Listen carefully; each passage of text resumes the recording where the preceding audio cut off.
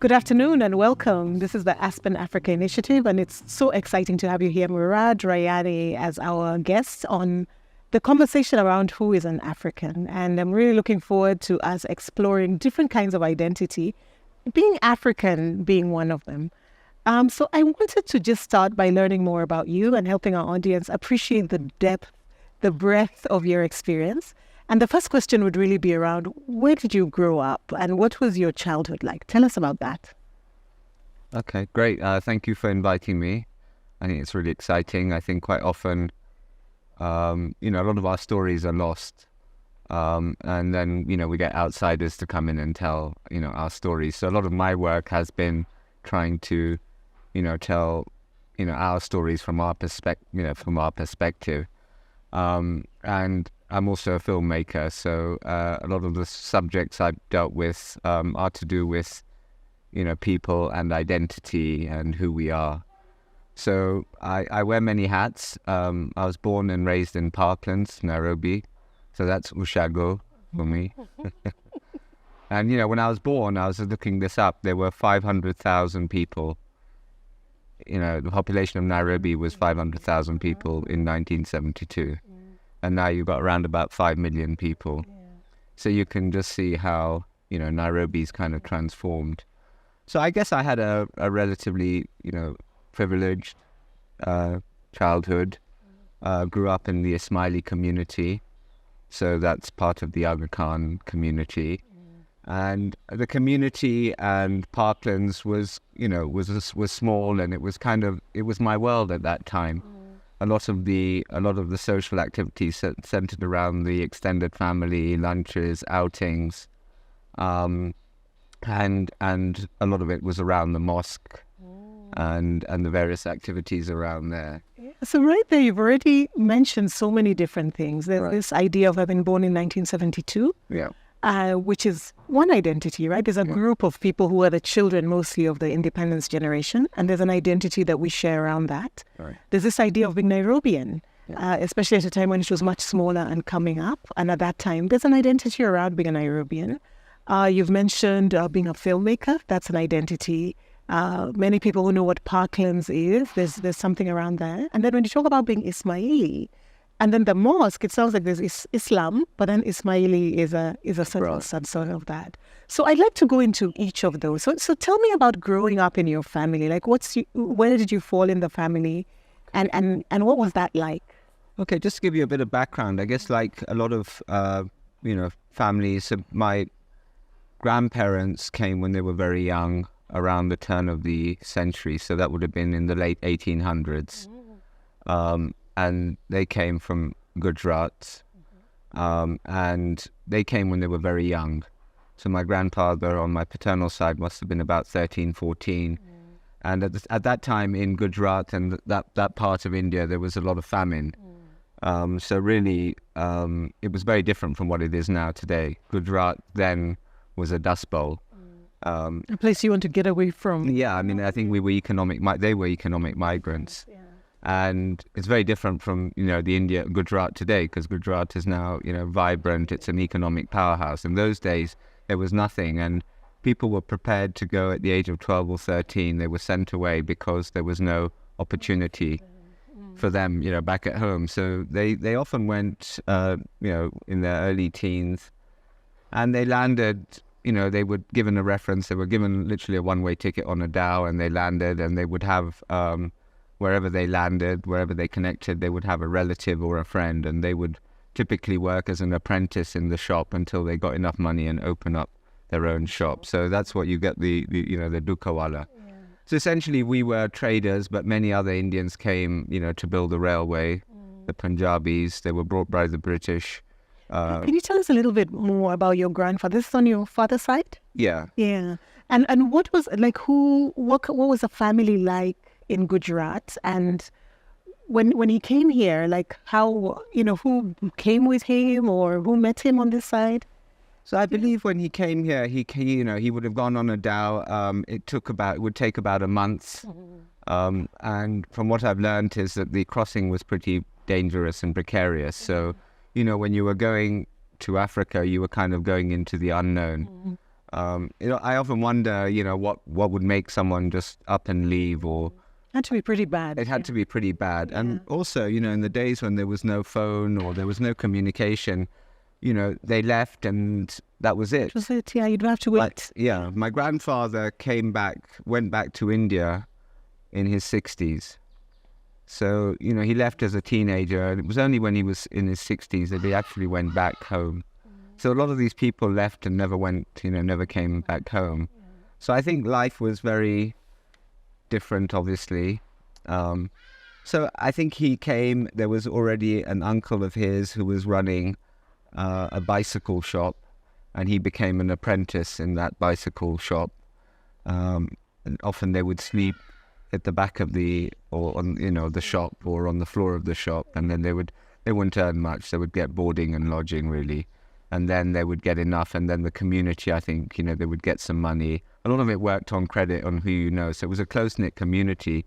So if you went to one of your distant relatives and said, okay, I want to try and set up shop in Kisumu, then you might be able to get enough money to open your own shop. And that's kind of how it evolved. So, those days, and then, it's very different from today, because people settled everywhere. Everywhere the railway kind of went, they kind of, someone was ready to literally set up shop. It's fascinating because there's such a story of heroism and bravery and courage in doing that, and the entrepreneurship of that story. And I think very often people don't get the sense or really appreciate that people come with nothing and build everything from zero.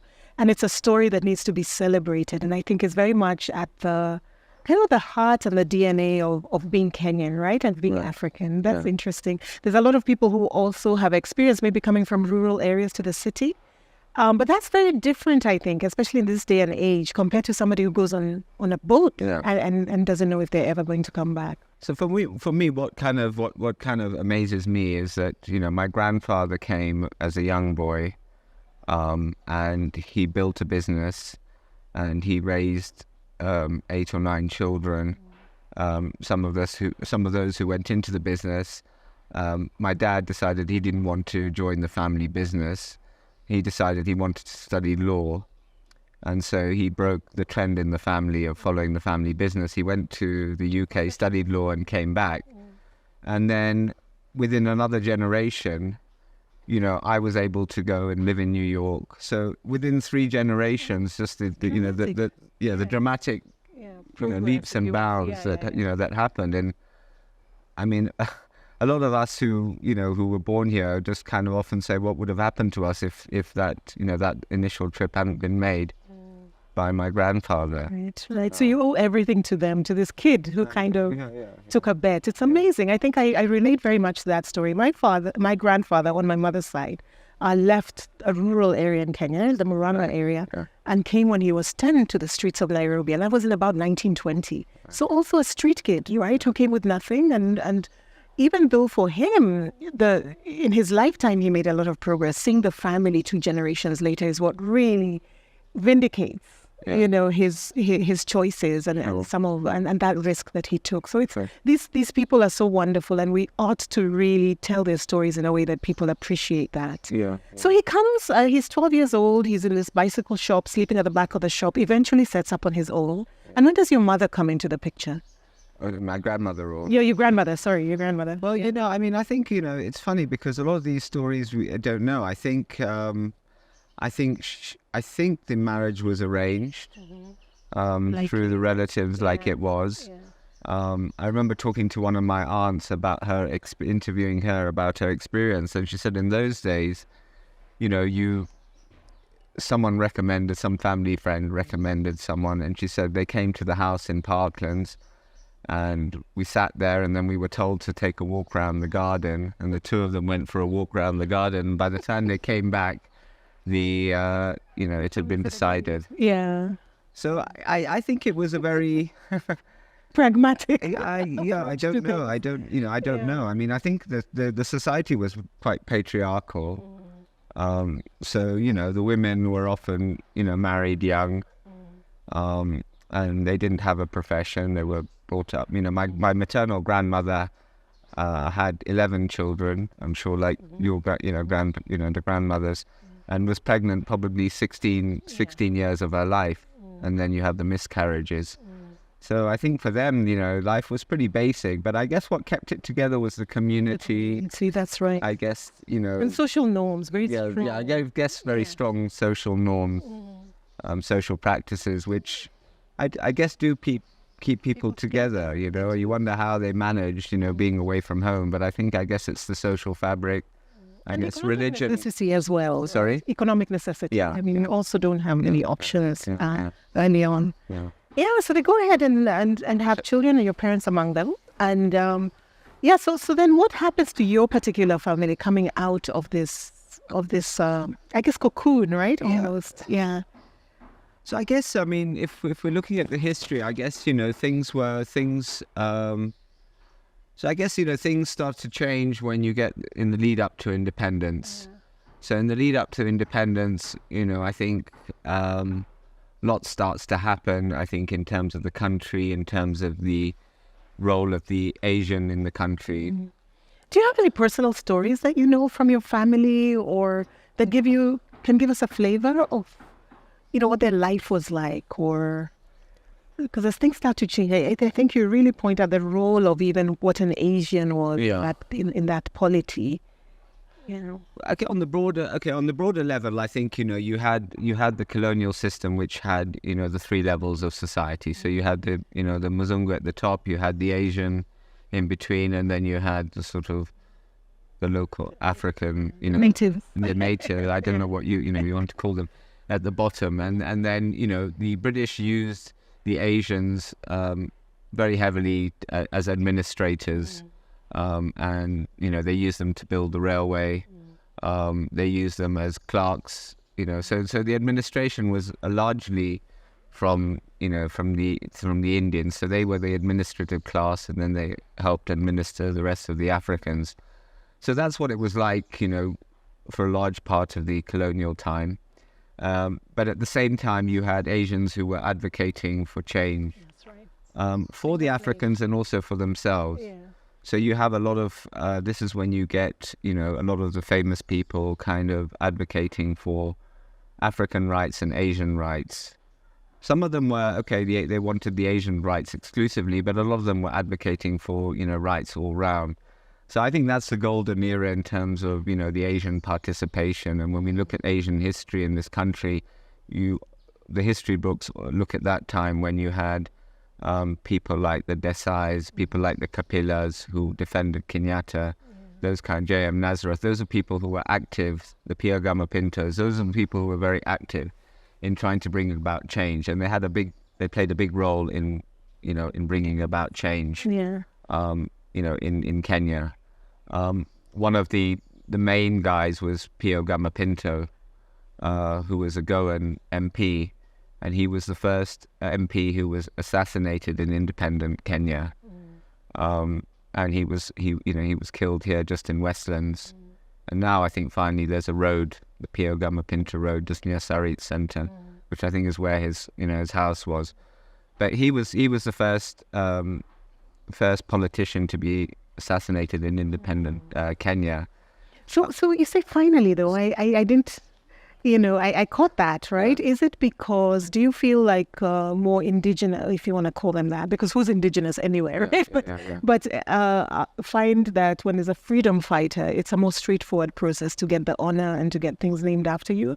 Was it a struggle for the Pintos, or do you think people just don't connect the dots as well? Well, I think,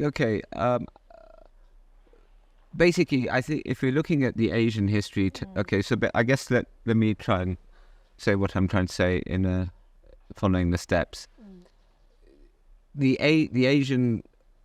British brought a lot of the administration and the people that had administrating British India. They brought them to East Africa to help basically colonize. They also brought them to build the railway. So you have the laborers and everything. And so they had a big prominent role. They had a very prominent role in because the British bought them for that purpose. Then they had a prominent role in bringing about independence. Some of them were lawyers defending, the Mau Mau fighters. Some of them were running presses, printing presses, and they were using the printing press to point out what was going wrong in the country. So you have all this happening, before colonial times, and then when independence happened, you kind of have a dramatic change because now, to an extent, there's a Africanization happened across the board. Yeah. So what happened is that there become restrictions for Asians living outside in the various villages that they were living in. So you have a lot of Asians who'd set up all over, in Makueni, in Machakos, in Bungoma, all the way where the railway went, they had set up. So upon independence, they were told that they had to set up businesses in the big cities. So a lot of them who were out there and contributed a lot to the local life suddenly start moving back. And then they're uncertain about the future in Kenya. And the new Kenya government says that you've either got to take up Kenyan citizenship or British citizenship. So a lot of Asians then took up British citizenship. And there was a special program in England, yeah? Yeah. So you could take up British citizenship. So a lot of them did. Yeah. So you see two things happening. You see the population now after independence kind of dropping. Yeah. And you get a sort of tension and uncertainty amongst the Asians because they're being restricted in terms of where they can have the businesses and what they can do. And they're told that they have to apply for Kenyan citizenship or they can't continue their business. And it doesn't help when a short while later, the Uganda, where they drove out the Indians, so somebody looking over the border might say, wow, that could happen to us, right? Yeah, so those things were very much, driving people. So you have two things happening. You have the Asians who were in these various businesses and everything, or who were taking part in politics, or who were in the schools and in public administration. When the new government comes in, these positions are taken over by Africans naturally. It's a natural process.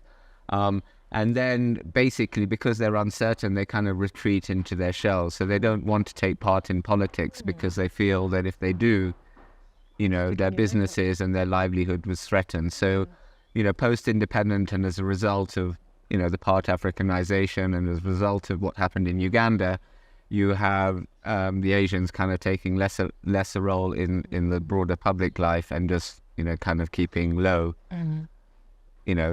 And Timama once said, low like an envelope. Or like someone else said, when we used to have before these guys were born, we used to have this petrol station called Ajip. Do you remember them? Yeah. Any government. And any government in power. So we decided to kind of keep a low profile when it comes to which is what a lot of people do in many countries. If you're a businessman, you'll contribute to this party and you'll contribute to another party. And it goes to the insecurity a lot of people feel when they're immigrants. I think in this particular case, they might not have been, but there's a sense of we're very visible and we just need to kind of keep our heads down to help our kids get through school. Yeah, so that's what they did. So in a way, it was a survival tactic. If you want to continue doing your business, you don't want to upset the apple cart. The apple cart. You don't want to upset the politicians. So we kind of then sort of started playing this role of in between, and this happened like last year. I mean, when the two presidential candidates, they came to talk to the Asian community at the Oswald Center. I don't know if you saw that. So anyway, Raila came about 2 weeks before, and then 2 weeks later, Ruto came to talk to the Asians. And I went to both. And when they came, the speech was the same from the Asians. Mheshimiwa, we're ready to work with you. We're happy that you're here. Pragmatic. Yeah, and then the next time when Ruto came the next week, Mheshimiwa, we're very happy that you're here. So it still goes on today. Yeah. The problem with with that is that we've lacked representation. With all the economic clout that we have, and we're only about 150,000. With all the economic clout, with all the investments, in terms of education, the universities, the hospitals, the MP Shahs, the Jalaram hospitals, or the educational institutions, the schools. With all that we've done, we don't have a political representation. How do you see that as being linked to the AGIP approach, or?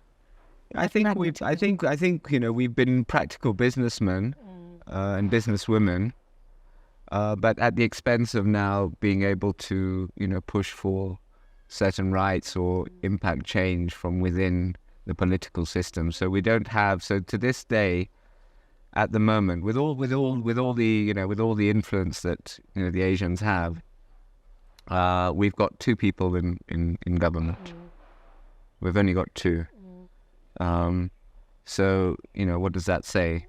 With all that history, the Makkan Singhs, the Piogama Pintos, the Vidyathis, and all of that, all that contribution, now we've only got two representatives in government. Okay, so that could go in two different directions when I think about when I hear that. So one is really this idea of us as Asians, right? Yeah. So tell me a little bit about the different groups of Asians that have ended up in this 150,000, because I think that's something people really need to appreciate, the incredible diversity in that group. Yeah, so I guess the Wahindis are seen as homogenous, to an extent. There's one, these are people from the subcontinent, so they're all the Asians. But even within the Asians or within the Indians, there are many different groups. It's very diverse, and if you only have to look at India today to see that they all don't get along very well. So even within the Indian communities, you have different groups. You have the Hindus, you have the Muslims, and you have the Sikhs. And even within the Hindus, you have different groups. You have different classes. So it's not homogenous by any standards. Yeah. It might look like that on the outside, but within the groups, and it's very. I have a lot of people who come up to me and say, why don't how do we, we want to date Asian girls, and you don't, you don't venture out. You don't, we don't, you don't let, we can't date Asian girls. Obviously, it's like you want what you can't have, and well, even within Asian cultures, if you're from this group and you try and, date with someone from that group, within a Hindu community, it won't happen. So I think within the Asian community, we have a lot of divisions. There's a lot of, there's different classes. And there's like this new wave of immigrants. There's still Indians coming. Yeah. People who call them rockets and all of this. But there's also still quite a wave of people who are coming to work and settle. They're still coming. I mean, they're still, the only difference with the people who are coming for work now from India is that unlike, our ancestors who came and settled, these guys are just coming in and out. So they're not settling here, they're working for a few months and they're going back.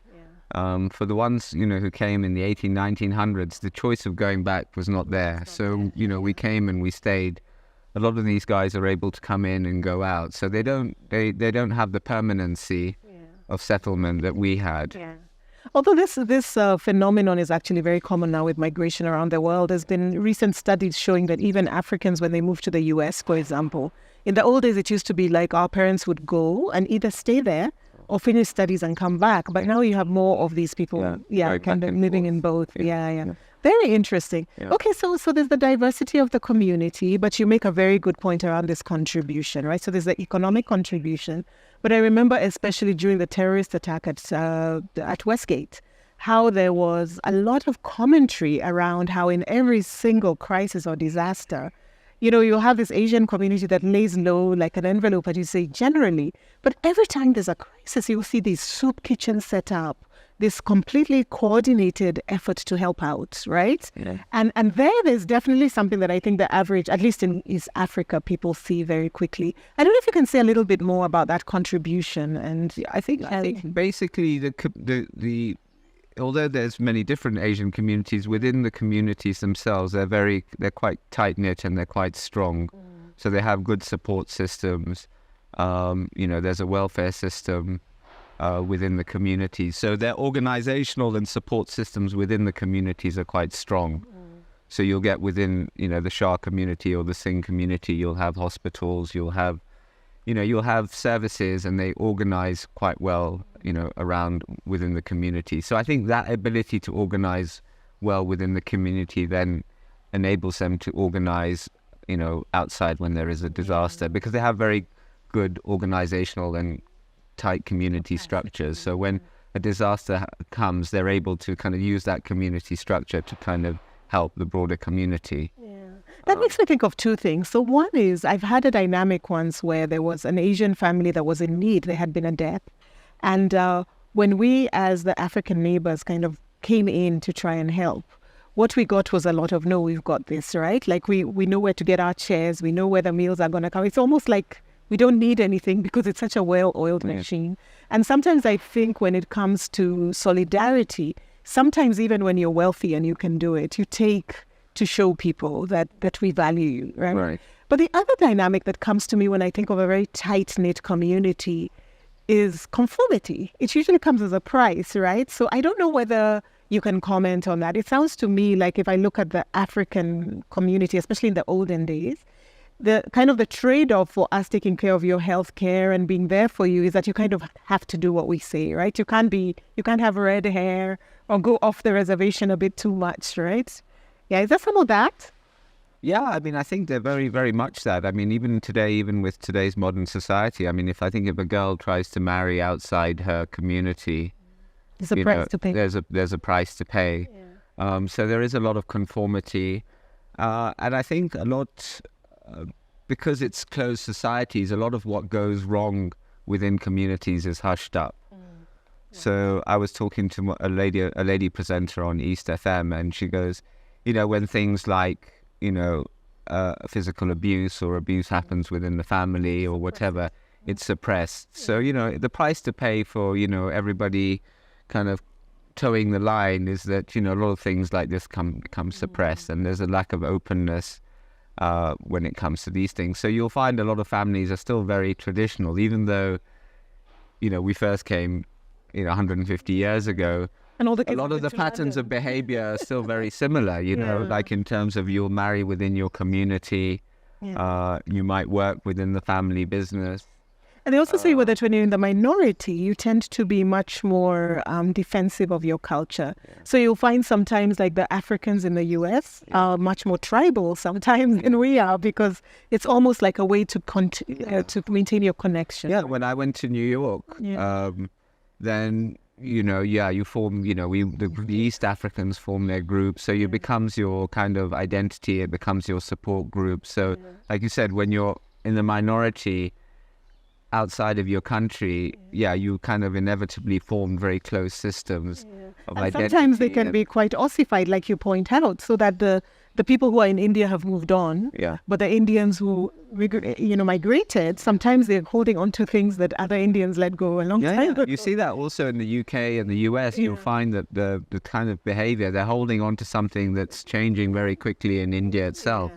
People aren't doing that, but for them it's a way of keeping security and trying to keep the continuity. So that's very interesting. So let's go a little bit into your identity then. I think you called out this idea of Indians, at least in Kenya, this perhaps need for us to relook now at political participation. And you did a wonderful thing. Maybe you can tell us a story of how you got involved in politics and how that went.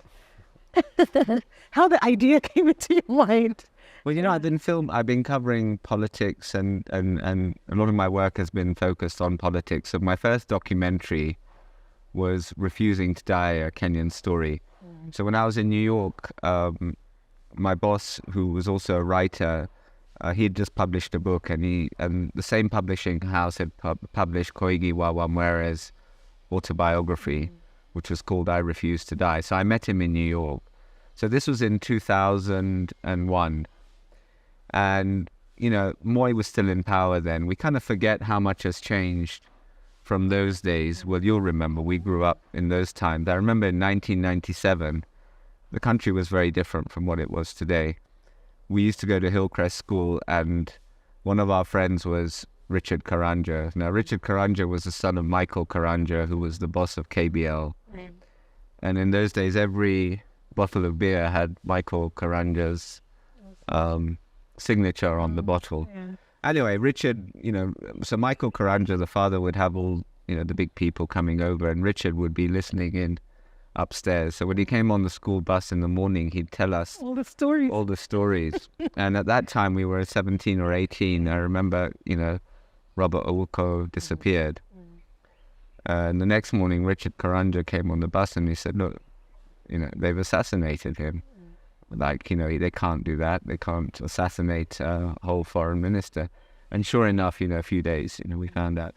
So, we were getting our stories from Richard. Then we listened to Richard Karanja because he gave us the news. So in those days we had, there was no freedom of expression. So when I met Koigi and he told me about his time in detention and what had happened to him under Kenyatta and under Moi, I started, looking into this. This was very interesting because nobody had kind of really spoken openly about this, and so, when I was, that's how I kind of got into documentary filmmaking, and so I started producing, documentaries about human rights based on his story, and then in 2007 we were filming, we filmed everything. We were here, there, and everywhere. We were in Masare. We got to see what it was, what it was like, and it was pretty disturbing, What are some of the things you saw? No, I mean, we saw. Okay, so one of the things was interesting. I mean, we saw a lot. We were filming all the PV in Masare, in Kibera. We went to Kisumu, where my camera was stolen. So, we saw a lot and we filmed a lot, and a lot of that footage and the experience formed the basis of a documentary we made in 2010 on corruption, which was sponsored by Transparency International. And in that, we kind of looked at what are the causes of corruption, what's its impact in society. And one of the most interesting things was we were trying to get, that time it was Juguna was a spokesman for the Mungiki at that time. So now the Mungiki were, there in the 2007 election, and then you remember after when Kibaki came into power, then you get the Mungiki disappearing. Yeah, but then they start disappearing. The bodies are found in Ngong and all these places. So basically they were being removed. And so as part of the corruption documentary, we said, because Juguna was very vocal at that time. And we said, let's speak to the head of Mungiki, because there's actually quite a charismatic fellow. Yeah, so we tried to get the interview with him, and about 2 or 3 times he said, well, I'll meet you here, and we have the crew like these guys were here, and he doesn't show up. So finally he said, okay, on Friday at Alpha Jiri, opposite Citizen, let's meet there. And we came, we set up like this, and we waited an hour and a half, and I'm like, this is not going to happen. So suddenly he appears, and we do the interview, and I specifically, and he was very charismatic, and I asked him, I said, listen, with all this going on, aren't you afraid for your life? And he says, well, I'm ready to go all the way. If it means, at the cost of my life, it will be.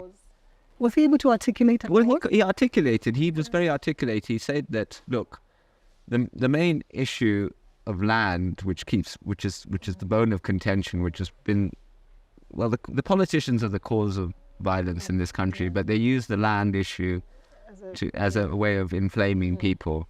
And he says, really, if you look at it, the cause of the land problem here is the fact that, the prime land was taken by certain people upon independence, and those people who had been moved off the land were settled now in the Rift Valley.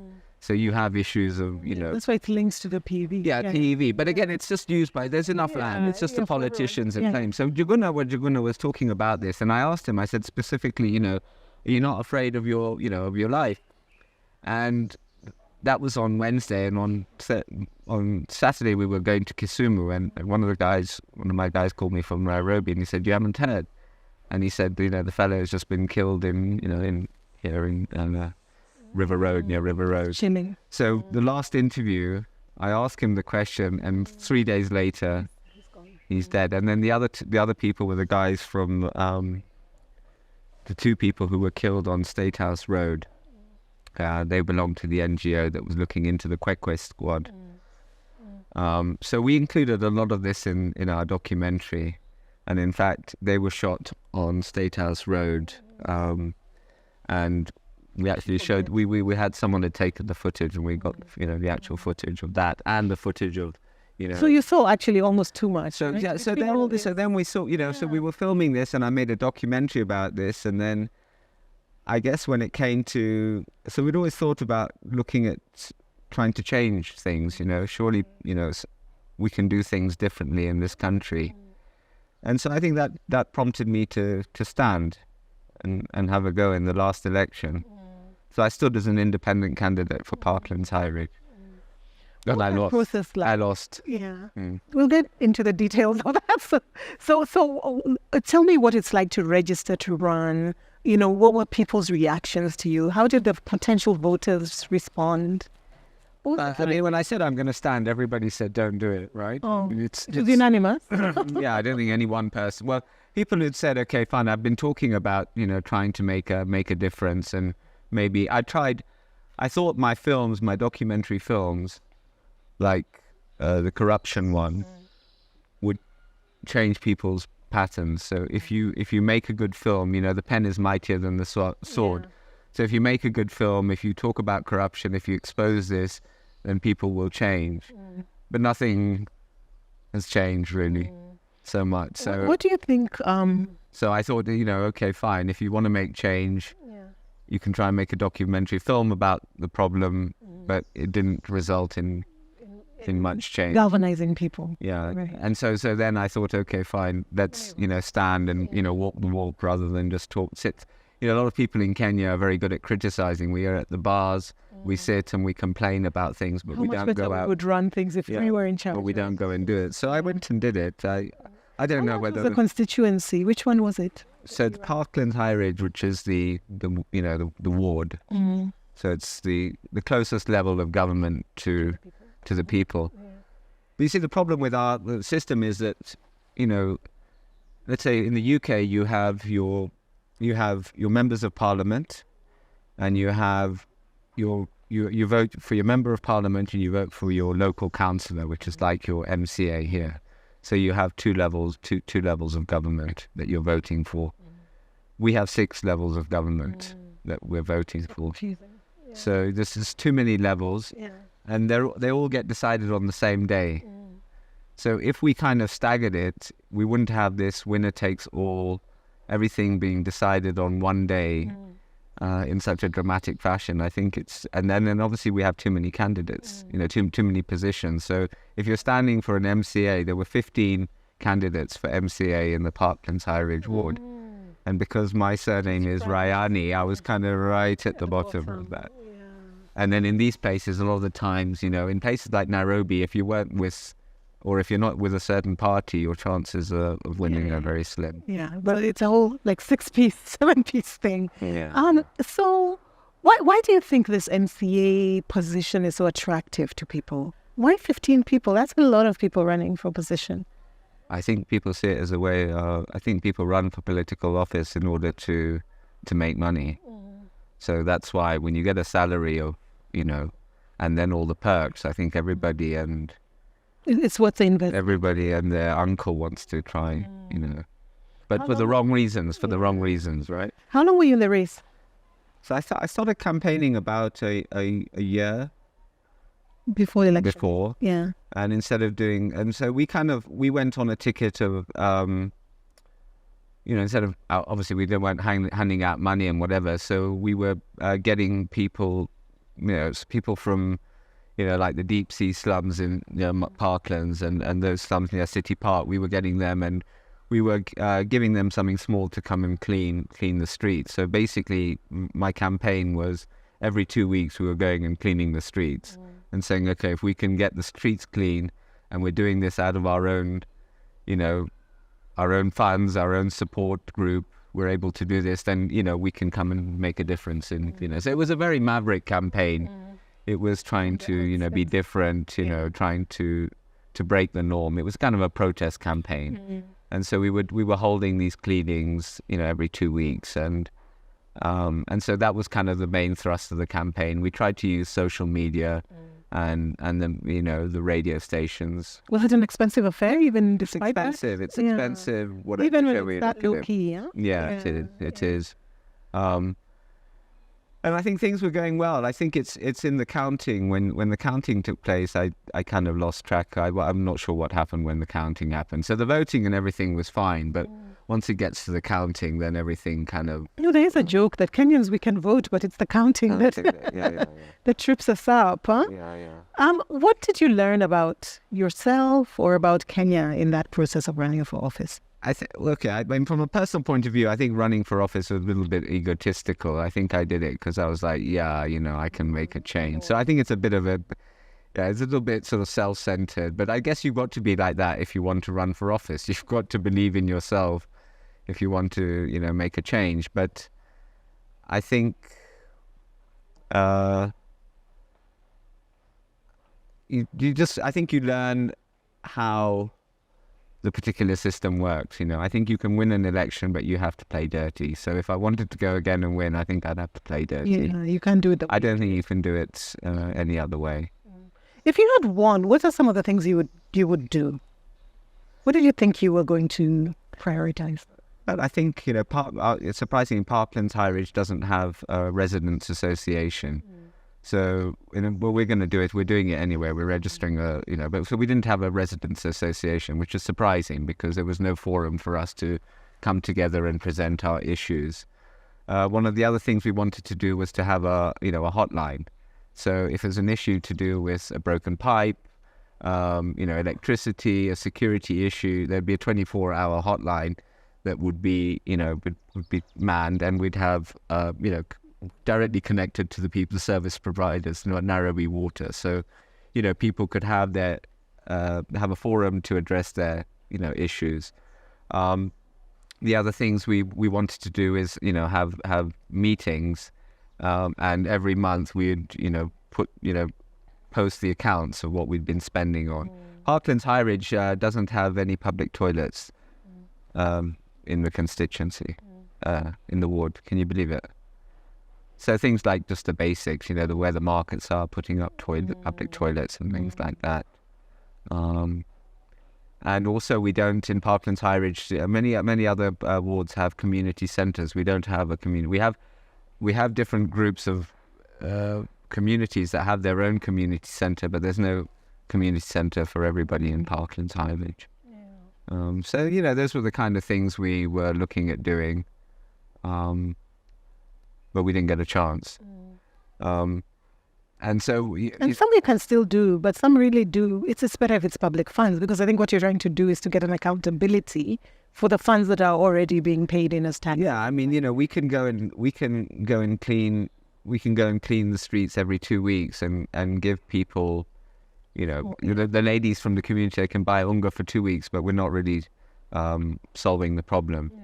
So some of it can be, you can try and solve problems on your own, but you do need a level of government buy-in in order to get certain things done. And unless you have that, then it becomes very difficult to make a broader change. Yeah. So we've spoken about a lot of your identities. What about birth order? What is your family like? Like, are you the firstborn? Are you the lastborn? Are you an only child? No, there are two. I've one sister. So we kind of, although we had a larger extended family growing up, we kind of grew up in a more of a nuclear family. So it was kind of different from the joint family that, I think my mum says that when she was, so basically my dad's got two elder brothers, and when they got married and the wives came and stayed in one big house. And my mother-in-law told my mum when she was about to get married to my dad, said, under no circumstances if you want to have a successful marriage, don't stay in the same house as, two other daughter-in-laws, which was very wise. Yeah, too much drama. So, they went, and so it was kind of fairly westernized. The Ismaili community is kind of fairly not as traditional. In fact, a lot of the Muslim communities look at us as heretics because we're not as strict about many things. Yeah. So we were quite, overall we were quite westernized. We went to Western schools, and so I know more about I know more hymns and I know more about the Bible than I know about the Quran or anything like that. Yeah, so interesting. So you do have a lot of identities, as we had talked about. But when you introduce yourself, for example, which one do you think is at the front? I mean, I really don't identify myself as an Asian first. I think it's as a Kenyan or an African first. But I might be different because I think a lot of people would say they're Asian first. And then I think a lot of a lot of the issues that I think there's a lot of racism that still persists. That's right. We had a forum of the Asian candidates, and several issues were raised. We said we should campaign on certain issues that are common to all Asians. And one of the participants said that the role of the Asian needs to be emphasized in terms of the reasons I was saying, the political contribution to independence, the contribution they're making through the various development organizations, the hospitals that they're building and all of that. And so they need she said we need to teach this so we can get the respect that we deserve as Asians. Well, I said to her, well, the problem is that we lose that respect when we treat workers badly, when we're abusive, we use derogatory language. And unfortunately, that still persists today. That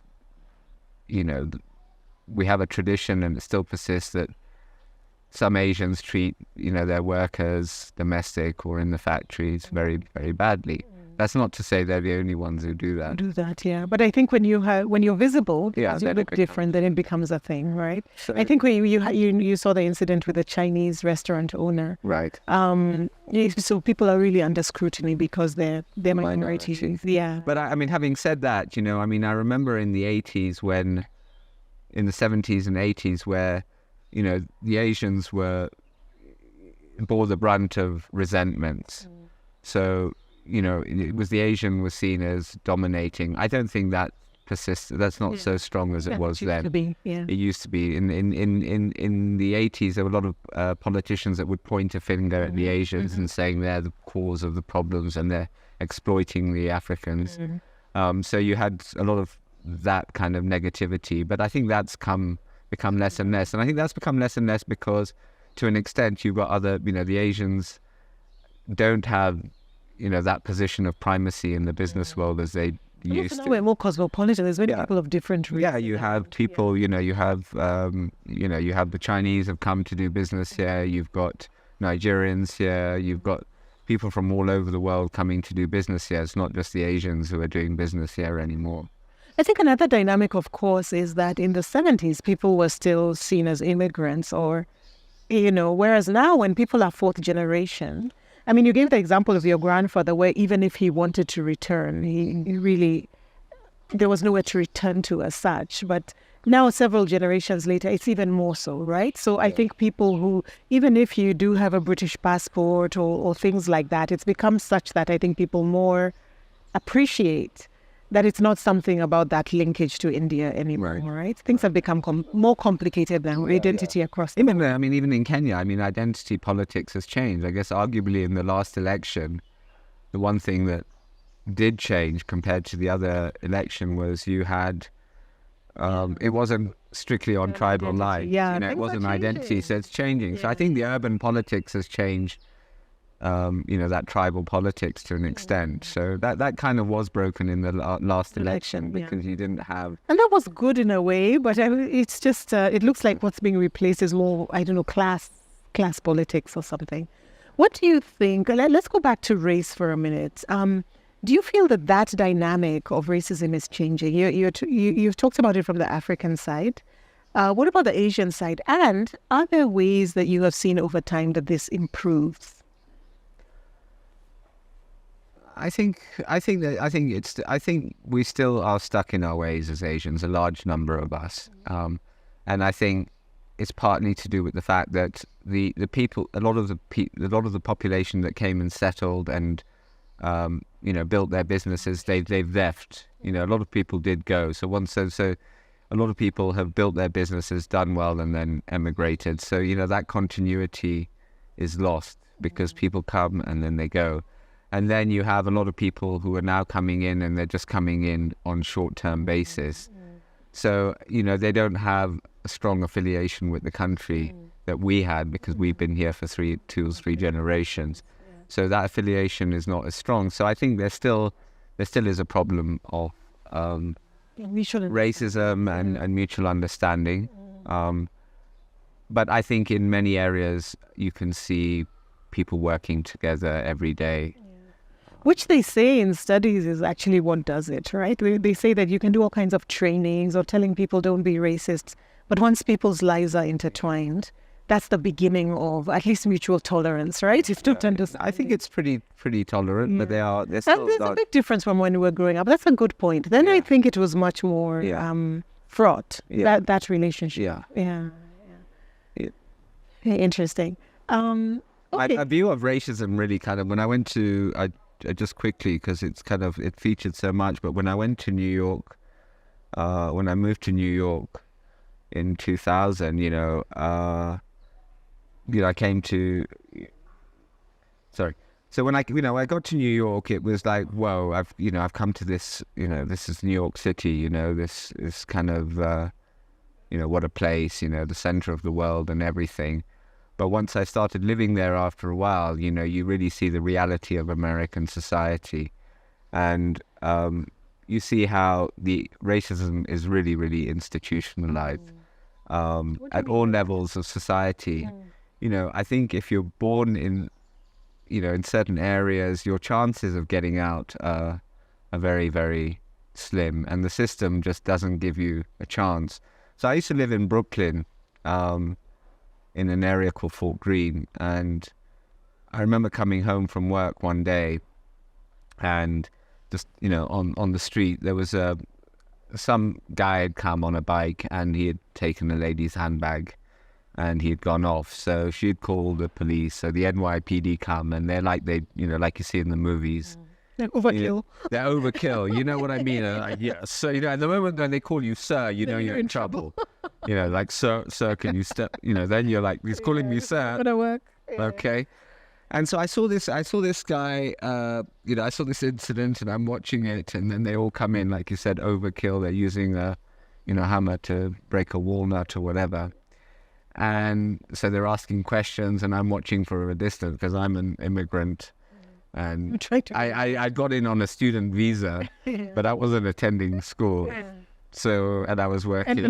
I was keeping quiet. So I said, let me not get involved. And then this other young kid came by, and they stopped him. And obviously he was like, why are you always, why are you always picking on me? And obviously it got more heated. The next thing you know, that guy's being put into the van, and so now he gets it's written up. It's written up. So your credit rating, everything. So you can't, and it's and I remember one of the other incidents when I got there to New York is that there was an immigrant called Amadou Diallo. Yes, that was. And Amadou Diallo got shot 41 times out on his porch. When the cops came, he put up his wallet. Put your hands up. He put his wallet up. The guy got shot 41 times.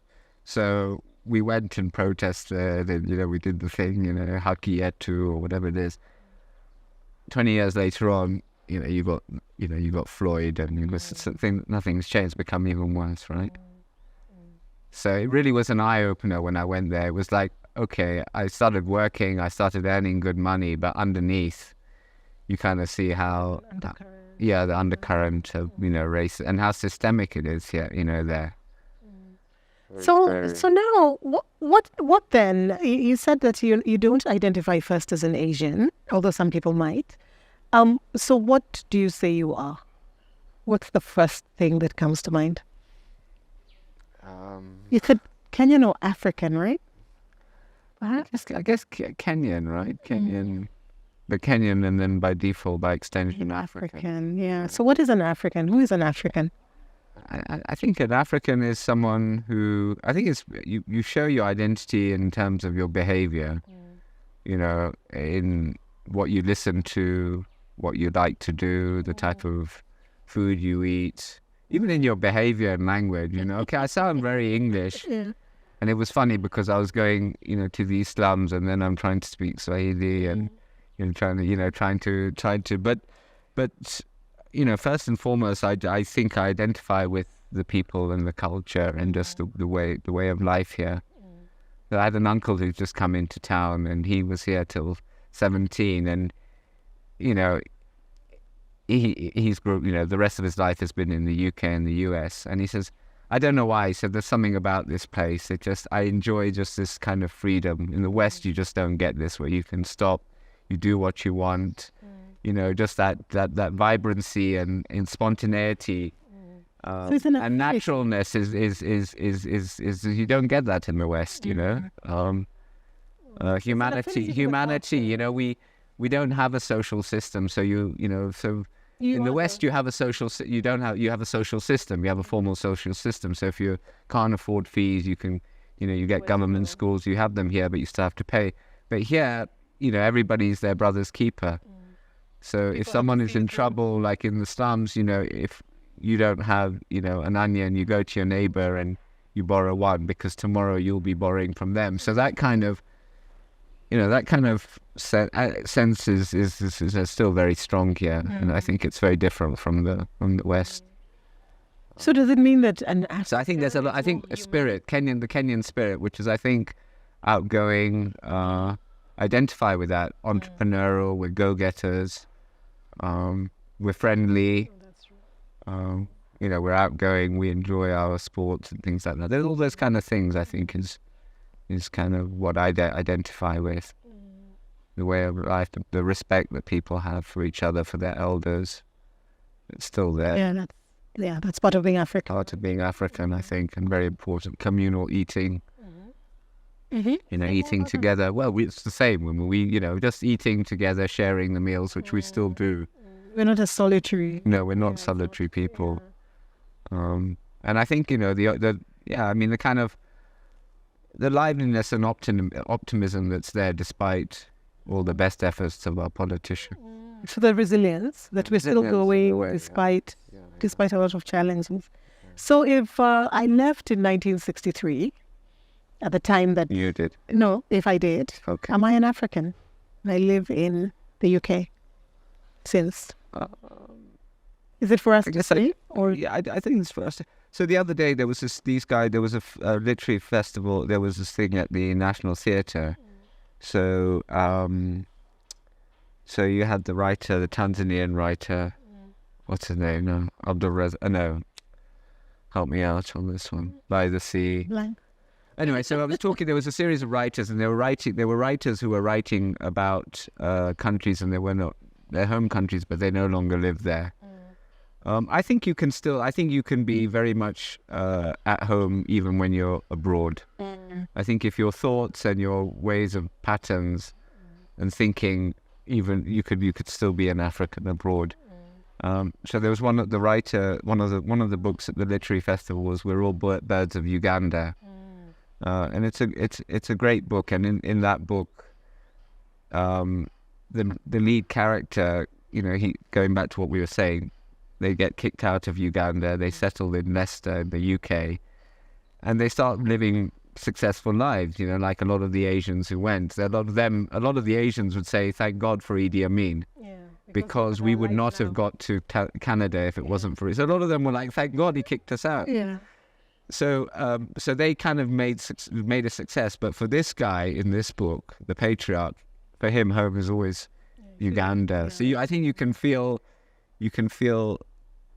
disconnected when you're living for the rest of your life, because you're disconnected from your home. And what you consider home. Home. Yeah. I'm thinking of your grandfather, just to go back to him, that if you had taken him back to Gujarat sometime in his 40s, that feeling of being uprooted, right, from what he knows or has built, would probably have been poignant. You never know, right? Yeah, but certainly generations later, I think people's sense of, as you say, cultural affinity, right? Like the songs I understand. Yeah, I think I talked about music. Music is a big one, right?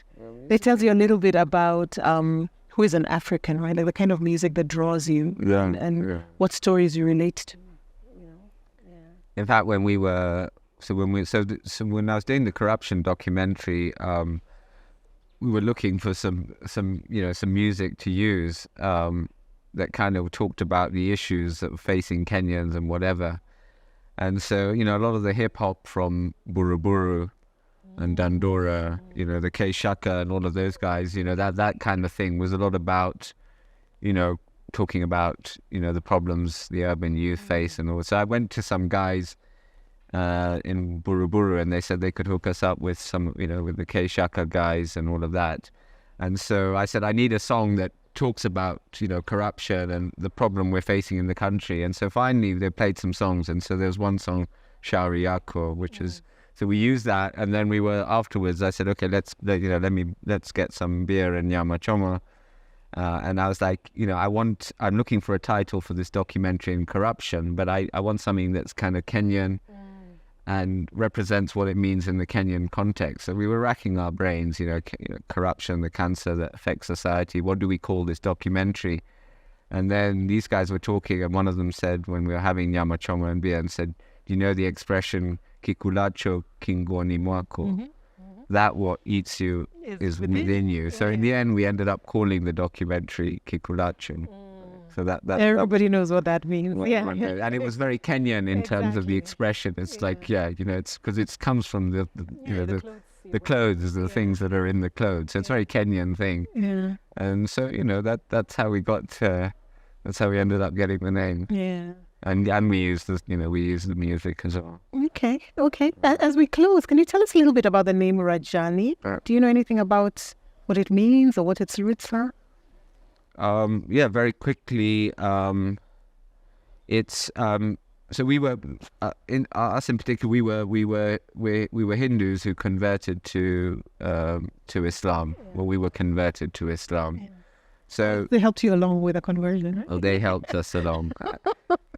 Expedited. But yeah, it's basically it's a very common name from a particular region, and so you have Hindus with very similar sounding names. So in essence, we have a different religion, but we were all from the same village. It just happens to be that some of us were converted and not. So if in our particular, when you're looking at how ceremonies for marriages, it's supposed to be Muslim, but a lot of it is borrowed from Hinduism. So I think that goes to show how fluid, culture is. I don't think, it's. I think one thing I think identity and culture are always in flux. It's never a constant. Yeah, it brings us back to those immigrants who choose to stick with an ossified version when their old culture is evolving, right? Yeah. I met Koigi in New York, and he started telling me his story. And I got some friends who were in production, and I said, let's talk to this guy. And when he's very articulate, so he started talking about human rights and everything. And so we made this documentary. And I came back in 2002. In 2002, I came back from I was living in New York, so I came back in 2002 to vote in the election, and there was a lot of excitement because at the time, we all had this, yote yawezeka, and in fact I'd come back from New York, and at that time Ogopa DJs were all their music, the music was coming in, and I'd been away, I'd been in Uganda, and I hadn't really spent time, and I'm listening to Isa and I'm listening to this stuff, and I'm like, whoa, I need to come back to Kenya. I need to be back because something is happening. Yeah. So I came back, and Koigi stood in that election, and he didn't have any money. And I asked him from Nairobi, what can we do? And I borrowed my dad's car, and he said, we need unga because, the people on the campaign need to be fed. An army marches on its stomach. So we went up there and we were giving out unga, and I guess that's what, I ended up 20 years later standing in the election. I ended up teaming up with Camera Pix and run by Salim Amin, and Camera Pix was started by Muhammad Amin. And so we did a documentary about Muhammad Amin's life, which was very, very interesting. Yeah, and well received. And we covered, a lot of the things we covered were, because he was the first cameraman there when Tom Mboya was assassinated. His pictures of JM in the mortuary. Yeah. So we did a lot of work around, his life and his work. 1984, it was his pictures of Ethiopian famine that were shown around the world. And then you got Michael Jackson and Lionel Richie and all these guys singing "We Are the World." So I think making a documentary about someone who was such a powerful journalist made a big impact in my life. The funny thing about that story, the film was called Mo and Me, and the director said he wanted to show Muhammad Amin for who he was, the positive and the negative. And so, you see a brilliant journalist, a go-getter, but someone whose personal life and the way he got the story was very, he wasn't the nicest of guys. So basically, someone who's successful doesn't, just shows it doesn't have, to be the nicest of guy. But it was very interesting, sort of following in the footsteps of a journalist of that kind of stature. He covered. He was the last guy to get an interview with Idi Amin. Idi Amin fled to Saudi Arabia, and somehow he got on the phone, and he got hold of someone there, and he said, "I want to speak to Idi Amin." And he said, "Who are you?" And he said, "I'm Muhammad Amin." And this guy assumed that they were related. And so he got on the phone with Idi Amin, and he says, "Can I fly to Saudi Arabia? I want to interview you." And he goes to Saudi Arabia and he interviews Muhammad Amin. So doing those kind of films kind of really did inspire me. But I think there's a lot to do. I mean, that's why I think our project on... Talk more about that. What's our project? You can get this team. This is the team here, right? Yeah, we want to tell more of these stories. A lot of that independence generation are sadly dying off and leaving us. Yes, and kind of I wanted an idea of doing something called Everyday People, which is kind of interviews with people who aren't that famous necessarily, but talking about their lives, what they grew up, what they faced, and just getting an archive of, a series of interviews of different people. People don't consider themselves interesting, right? But then when you hear the story... I think everyone's got a story. Everyone's got a story, right? I mean, with Koigi, we did the documentary we did 2 1.5-hour interviews, and that gave us the material for the documentary. So what was interesting in terms of filming this one, then you can... Yeah. But so when in 2002, then when Kibaki got in 2003, he opened up Nyayo House torture chambers. Yeah. And so I got a call from one of the journalists saying they've opened up the torture chambers.